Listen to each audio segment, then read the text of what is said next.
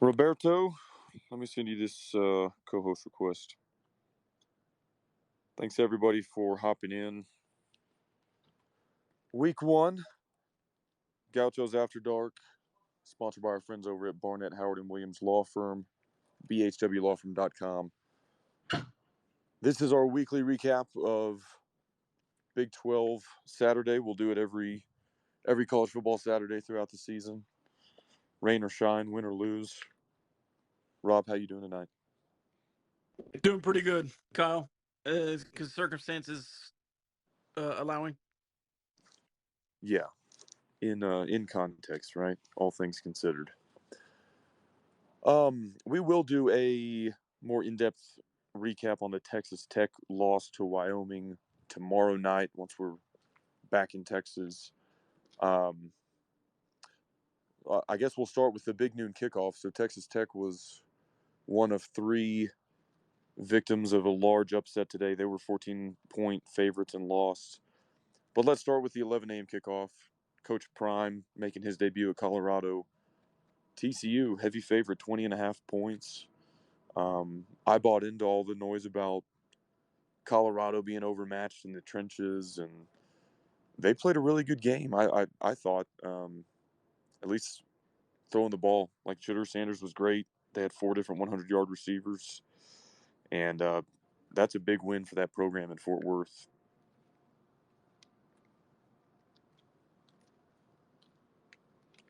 Your thoughts, Rob? Yeah, TCU. I don't know. I really could not tell if they were playing poorly or if Colorado was playing well because Colorado looked good today. I thought so too. I mean, they definitely gave up. So TCU had 2 turnovers in the red zone, like inside the 5 or 10-yard line. And so obviously if those possessions end a little bit differently, maybe it's a totally different story. But, that always goes back to, like, is that TCU shooting themselves in the foot, or is that Colorado making a play on defense? Yeah, the TCU defense, a lot of hype in the offseason. I think that was expected to be the better side of the ball, or at least the side of the ball with more returning production and kind of more certainty about their level of play. And they give up a school record, or Colorado's school record, 510 yards passing or whatever Sanders finished with. And so maybe, who knows, maybe that Colorado offense, like, we'll look back at the end of the season and they're elite. But that was not the story going in. It was that, they had holes and they weren't ready to compete at the Power 5 level. So I don't know. That obviously, I don't want to throw stones from a glass house here, but pretty disappointing opener for TCU in a lot of different respects. Who had the most disappointing opener? TCU, Texas Tech, or Baylor? That's a good question. That will be our. I should have mentioned this at the top, but if you want to chime in with questions, comments, whatever, whichever school you're a fan of, feel free to request to speak, and we'll get to as many folks as possible. But that's a good kind of question we should ask everybody. Which loss was most disappointing of those 3 that were, 2 touchdown or more favorites? Texas Tech, Baylor, and TCU. All right, let's work our way around the rest of the schedule. I don't think really, absolutely nothing to say about the OU game. They just handled business, Yeah. start to finish there. No, nothing to add really. Texas a little bit slow. I think not a super sexy win. They win by 27 in a game they were favored by 35. I also don't think it was like the sky is falling level bad that, Twitter and the message boards were kind of making it out to be. Didn't get to catch any of that game. It seemed like they kind of started slow offensively and obviously left some meat on the bone, but not a terrible start for Texas. No, and you kind of expect that against Rice. Um, JT Daniels over there on his 17th school. You just, I don't know. Rice, Texas at home. You finish strong. That's all you can ask about Texas. I will say, I'm surprised there are so many calls for Quinn Ewers' job so early, even though he did struggle in the first half against Rice? Yeah, and I guess I mean it mirrors the amount of hype around him. Like he was talked up so much this offseason as a first round draft pick, and that he made all these leaps and strides. And so I don't know, anything short of that, you're probably due for some fan overreaction. Um, but yeah, like hey, any Texas fans, like look around the Big 12, it could be a lot worse. A team that struggled today but won, Oklahoma State. They beat Central Arkansas. It wasn't pretty. I didn't get to catch any of that. I was just following the box score throughout the game.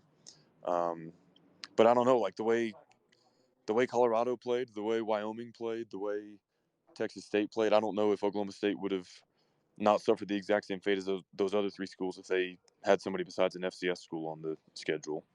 Thoughts on Alan Bowman?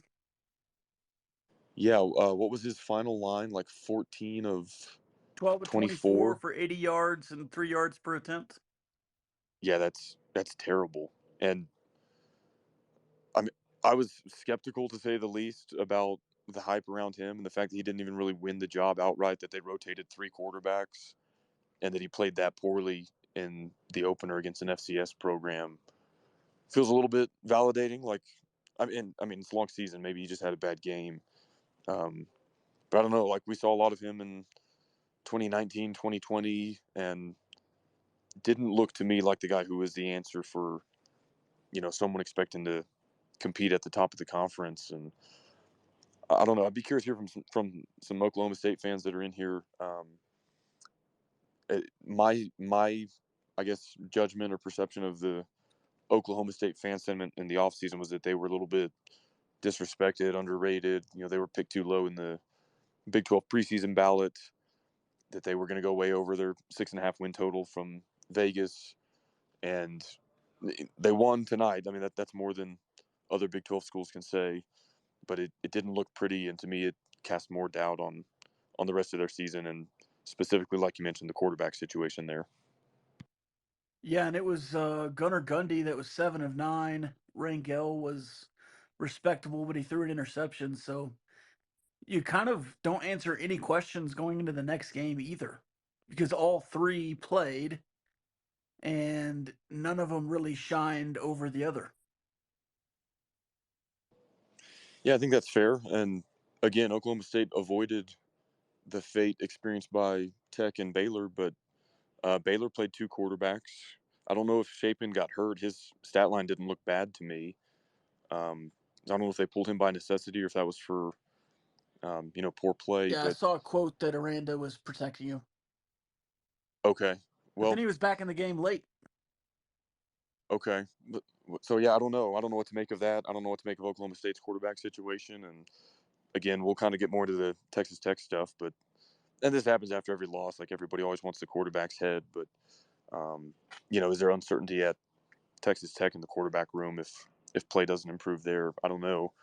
Um, Something we kind of talked about in the offseason was just like, what is the quarterback play going to be like in the conference top to bottom? And I guess this is a good segue in terms of quarterback uncertainty. Kansas and Jalen Daniels, kind of out of nowhere the night before their opener, it gets rumored that he's got back tightness and he's not going to make the start. And I don't know if this was like something that popped up this week, but the vibe I got was that it was like kind of something that had been lingering. And I don't know. We'll see how long he's out or if he gets back, if he's fully healthy or not. But they handled their business against uh, who were they playing? Was it Missouri State? Yes, I think so. Yeah. So anyway, something to monitor there for sure. But he was the Big 12 preseason offensive player of the year, and we're not sure of his health status. So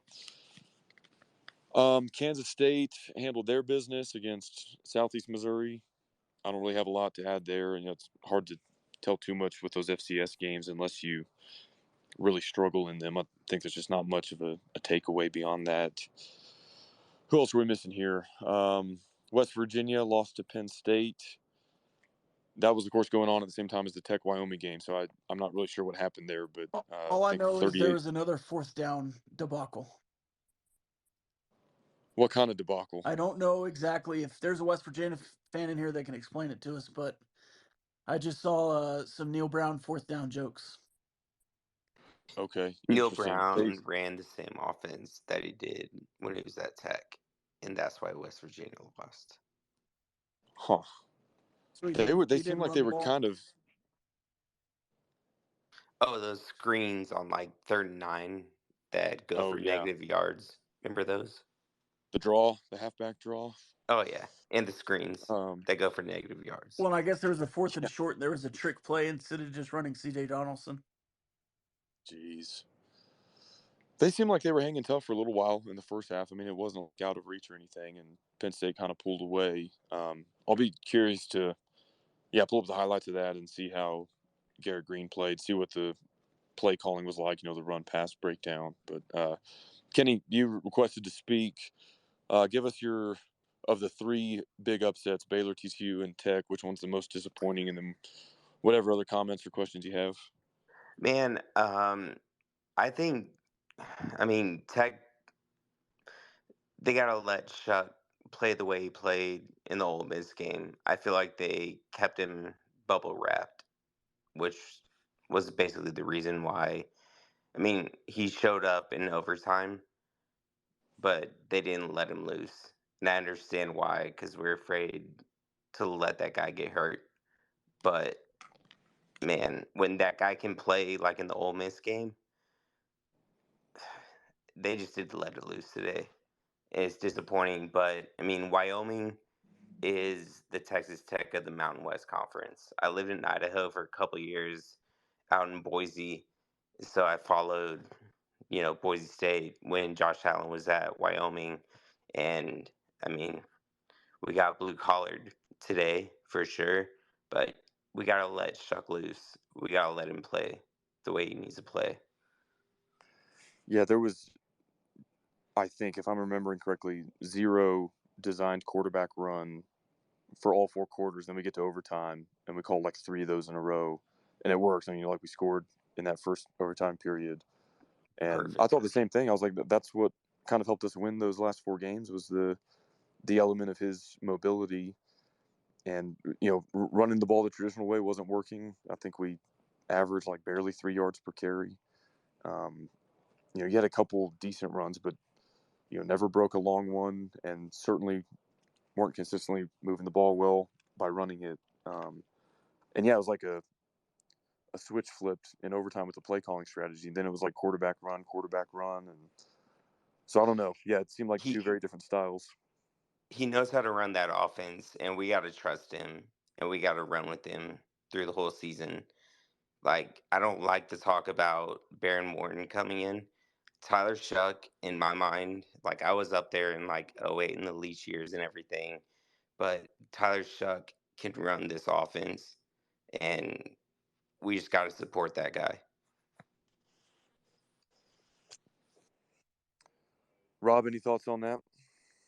Yeah, I got a lot of thoughts on that. I would love to have them expressed on Sunday night, though. Yeah. All right, fair.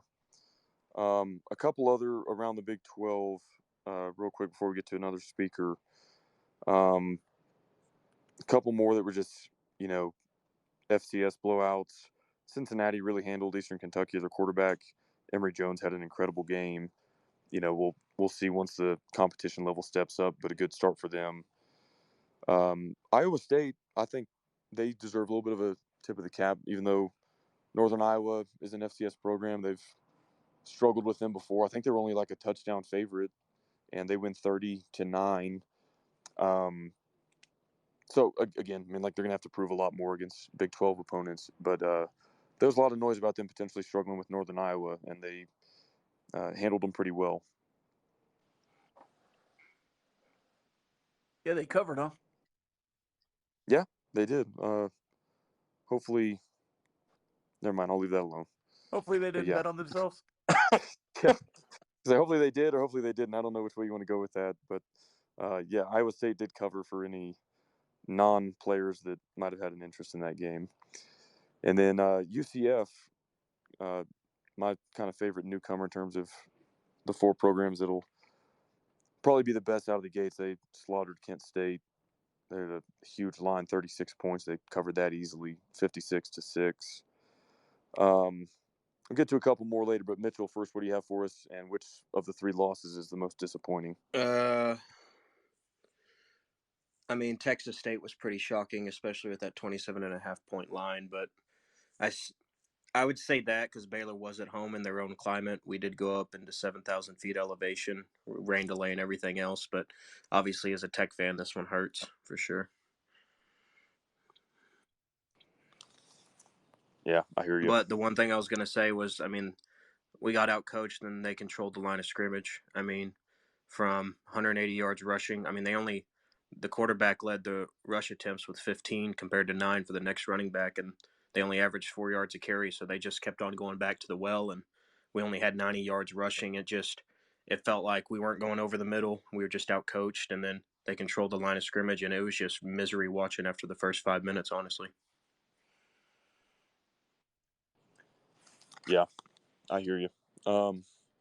We will have probably a pretty, if I had to guess, lengthy episode tomorrow to dive into some of that. But how about hitting 17 points in the first 5 or 6 or 7 minutes, and then you don't hit the over until overtime? Yeah, I know that's a bad beat if you had the under because you kind of had it right, and then it goes to double OT and 4 more touchdowns get scored. So that's rough if anybody had the under. Houston, another newcomer. They were, I think, 1.5, 2-point dogs to UTSA. They went outright, and let me pull up Donovan Smith's stat line here. I think he had a solid game. 22 of 34, 233 yards, 2 touchdowns, no interceptions, 13 carries, 31 yards, and Houston wins 17-14. They won that game last year in overtime or double overtime. I think maybe double or triple overtime even. So good start to the season for them. That was a toss-up game on their schedule, and who knows how the season will play out. But for a program kind of thought to be on the bubble for bowl eligibility, winning those, where you're a 1 or 2 point underdog goes a long ways. So good debut in the Big 12 for them. Yeah, excited to watch that game. I wish we could have seen more today. Obviously, in Laramie at the Wyoming game, I will say, and I will talk about this tomorrow too, but the atmosphere is pretty cool today. Yeah, I wish we'd pull off the win. It would be so much easier to be a good sport about like how cool of a town Laramie is and everything. Did y'all go up there to Laramie this weekend? Yeah, we're here. Oh no. Yeah, both of us. It was a good time. It was a good time until, I don't know, 3 hours ago maybe. It's like when you say they're nice, but Yeah, it's the way it goes. It was a fun trip. It would have been absolutely legit had we scored 1 more point in regulation. And then the last Big 12 game I've got is BYU over Sam Houston State, 14-0. They get a shutout, but that sounds kind of ugly to me. They don't cover. I think they were 20 or 20.5. So they apparently have a really stout defense, and this was Sam Houston's FBS debut. So a little bit anemic on offense, though, it seems like. Seems like at any time you don't score. Well, I meant BYU's 14 points was a little bit anemic. Right. For an opponent like that. Like, I mean, I don't know what Sam Houston's got, but would expect they'll play better defenses in the Big 12. So, they've got a lot of portal guys, Keaton Slovis, and so maybe they're just slow out of the gates and need some time to adjust. Cole, you're the next speaker. Which of the 3 losses is the most disappointing in your mind? And then any other questions or comments you have for us? So my biggest question is, after Tyler Shuck's showing tonight, where do y'all see Texas Tech as a whole? And at some point, when the offense got stagnant, why? I mean, I get why, but I feel like we could have tossed in Baron Morton to mix it up a little and to get the offense going. And I don't know, at some point, it just seemed like the offense just went kaput. And it just kind of blows my mind that at some point we didn't kind of mix anything up or draw more run plays. That was the number one thing that I noticed tonight was why were we not running the ball last year we ran the ball extremely well. What are y'all's thoughts on that? I mean, you know my thoughts, run the damn ball, but it didn't seem like you were having as much success. Now, you went to the wide passing game, the hitches and the bubbles and all that, which is an extension of the run game, but yeah, it was a pretty rough showing. I honestly need to watch the game again. Being here watching it live, I have some thoughts, but I really need to watch the game on TV to see everything that went on. Same here. Yeah, I think I need to digest it a little more. Like, Shuck's box score doesn't look bad at all. Like, he had the pick, and that was a bad throw, but like the rest of it, the numbers look good. But like, obviously, it wasn't working. Those drives were not ending in scores, and it cost you the game. I mean, like, that's you left so much meat on the bone. It goes to overtime, and then you lose it in overtime. So I don't know what the answer is. Yeah, I would like to rewatch it from kind of the TV vantage point because you miss a lot seeing it live. But yeah, I'm sure by tomorrow night I'll probably have a little more thoughts on that. So sorry, I know that doesn't really answer your question right now. I just like to be able to rewatch it on TV before kind of diving into some of that. No problems. I was just it just blew my mind. A lot of the passes, like especially the pick. You're just looking at it and you're like, man, I, that's one you'd like to get back. But I mean, I understand. And it was just a weird game, and that's just all I can chalk it up to. Yeah, I hear you. Thank you everybody for tuning in. Again, this is Gauchos After Dark, sponsored by our friends over at Barnett, Howard, and Williams Law Firm, bhwlawfirm.com, based in Fort Worth, but they handle cases all across the state of Texas. Rob, we did this last year. We looked ahead at the next week in the Big 12 and guessed some opening lines. I'm sure there's some early ones out, but I haven't seen any. You want to do that real quick and then wrap up with some final thoughts? Let's roll, babe. Okay. On Friday, Kansas hosts Illinois. I don't know what Illinois did this weekend. They probably played some FCS team and won, but any guess on the opening line there? Kansas, where is it? It's in Lawrence. Kansas -4. I'll say Illinois -1.5. Ooh, Burt Bielema, huh? Yeah, maybe. I would probably, if I knew what Jalen Daniels' status was, I'd probably feel a little bit better about Kansas, but I just don't know. I'm going to skip the FCS ones. Utah goes to Waco to play Baylor. This was expected to be, a pretty good game, and it still might be. But Utah, of course, Yeah. with a great result, they beat up on Florida, and Baylor loses to Texas State. Hard to tell, kind of like how much the odds makers, will move the needle based on one result. But any guesses there? Utah at Baylor. I mean, Utah -5, 6. I think that's right. I don't think it'll be quite a touchdown, but yeah, anything like 3.5 to 6, I could see. And I don't know. Yeah, that's just so hard to say after losing as a 27.5 point favorite. Who knows? Troy at Kansas State. I would guess. I don't know. Kansas State, right around 2 touchdowns. Give or take a point. At least. Troy. Do what? SNL skit. I didn't hear what you said. I just said Troy in an accent. Oh, okay. This is a big one next week. Iowa at Iowa State. The Cyhawk Classic. Yeah, Iowa, for a moment there, almost looked like they had an aerial attack on offense. Prolific. Their first opening drive touchdown since 1991 or something. Yeah.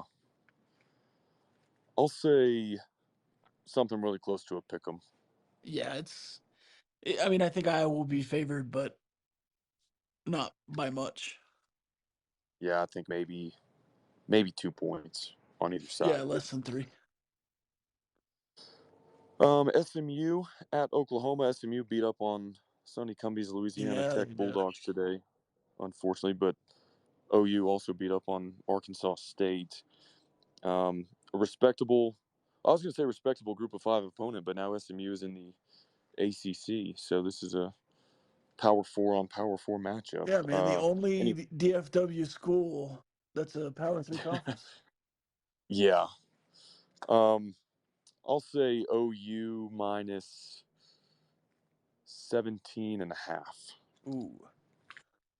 Give me the under on that, but yeah, that's steep, but yeah, I don't know. The way they played today, I think they'll get respect.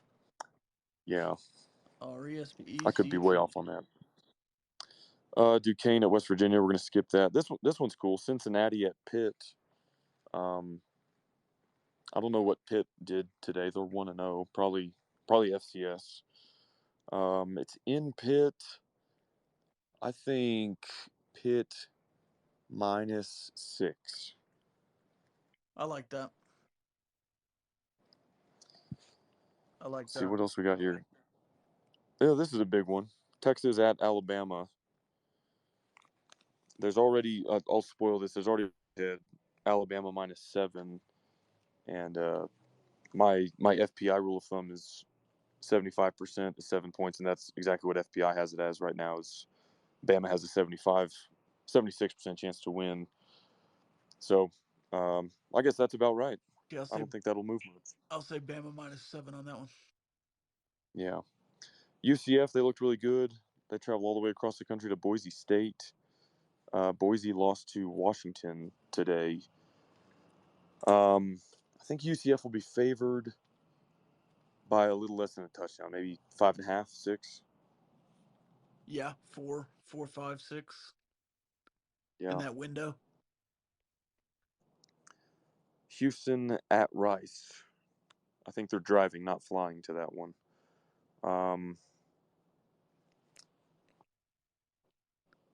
I think Houston minus. I'll say kind of the same thing. Houston minus 5.5. Yeah, I think that could be up to a touchdown. You think so?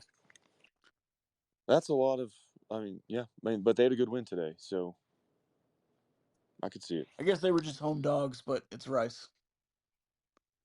Yeah, it's Rice. Oklahoma State at Arizona State. This is one before the season I would have thought didn't look good against FCS competition. It's in Tempe. I think Oklahoma State will be favored by a field goal. Really? Yeah. What do you think? I'll take it the other way. You think Arizona State will be favored? I mean, I think it'll be a pick 'em, but yeah, I think if somebody's favored, I think Arizona State by a point. I think Gundy will just get a lot of respect and I don't know, they'll chalk it up to a slow start. And I mean, like I said, they both struggled with FCS. Arizona State won by 3. Oklahoma State won by 2 touchdowns, so not quite the same. So yeah, I don't know. I'm curious on that one. That'll be interesting. And then last but not least, this is one I was dead wrong about in the offseason. I thought that after week 1, since Oregon was playing an opponent like Portland State and Tech had an FBS opponent on the road, that with a good showing in Laramie, Tech would make this really close to a pick 'em in Lubbock. The look-ahead lines that were out in the offseason had Oregon by 3.5, and after today, I'm sure that will go up. Yeah. It's still in Lubbock, and I don't think the markets overreact to one result that drastically. Like, I don't see a scenario where we get a ton of points in Lubbock even after losing today. But I'll say Oregon -6. Yeah, 5.5, 6. We'll see. Big line. Yeah, these are hard to predict. Like, the earlier in the season you are, it's harder to tell how much of a swing there's going to be after a win or a loss. So I might be dead wrong on most of these. Probably am. Fair enough. Only one way to find out. That's right. That's why they play the games. Any final thoughts? Yeah, I got a final thought for you. Baylor was the worst loss today. Texas State has never beaten a Power 5 opponent until today, or something crazy like that. That's at home. That's a tough loss. I would say the other two losses are tough, but recoverable from. I don't know how Baylor recovers. I mean, that's a bad loss. I agree. I know Tech fans don't want any sunshine pumping right now, but you were favored by half of what Baylor was favored by. You were on the road. I'm not excusing it away or saying like it's not a bad loss, but there's bad losses and there's really bad losses. And Wyoming has beaten Power 5 opponents in Laramie before, losing in Waco to Texas State. And maybe G.J. Kinney at Texas State is going to have it rolling and they'll be really salty this year. But still, I agree with you there. My final thought before we wrap up is just, I don't know. Coming into the season, I was very confident about the competitive depth of the Big 12. I think Texas and OU, of course, are always going to have more talent, but I thought everybody behind them, TCU, Baylor, Tech, UCF, Kansas State, we're all going to be really solid programs this season. And it could still turn out that way, that most of them are. But when you have 3 losses in the Big 12 from teams that were supposed to be top half of the conference type squads this year, one favored by 2 touchdowns, one by 3 touchdowns, and one by 4 touchdowns, makes me kind of question if the middle of the conference is as strong as we thought it was in the offseason. And maybe it's just different teams. Like maybe everyone had the wrong ones, and UCF, BYU, Houston, somebody like that will pop up and take their place. But a little bit jarring to me that those 3 schools in particular lost those games as such big favorites, and all 3 I think had the belief that if they had a good quality season they could be competing for a trip to Arlington. And nobody's played any conference games. Like all of that is still on the table.